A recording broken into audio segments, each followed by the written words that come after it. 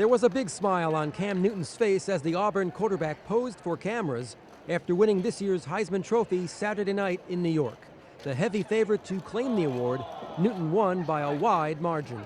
This whole thing right now is just beyond me right now. I feel like I'm in a dream, and I haven't just woke up yet, and just no, it hasn't even came onto me. What I have just accomplished.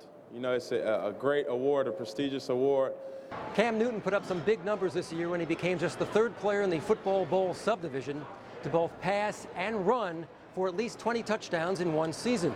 The 6'6" quarterback threw for 28 TDs. He ran for 20 more. He also caught a TD pass. And that's not all. Newton led the SEC in rushing, the first player in that conference to run for at least 1,000 yards and pass for at least 2,000 in the same season. Without Cam Newton, it's very safe to say that without Cam Newton, Auburn would not be undefeated playing for a national championship.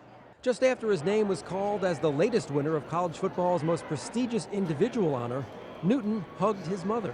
When I embraced my mother, I really didn't want to let go, because I know it's been hard for me, but it's been extremely hard for her just to see how much her son has been through. His father was not at the ceremony. Just before the SEC championship, the NCAA said Cecil Newton tried to get Mississippi State to pay him in exchange for his son playing there. The NC2A cleared Cam to play because it found no evidence that he or Auburn knew what Cecil Newton was doing.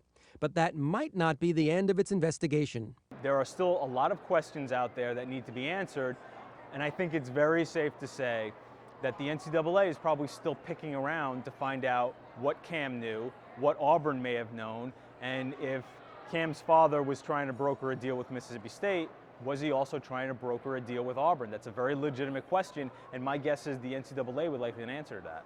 Next up for the gifted quarterback, the BCS title game, January 10th, as top-ranked Auburn takes on number 2 Oregon in a meeting of undefeated teams.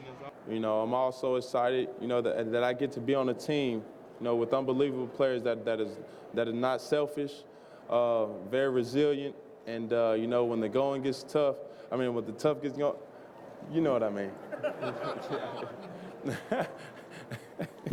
After the BCS title game, Cam Newton could leave Auburn early and go pro.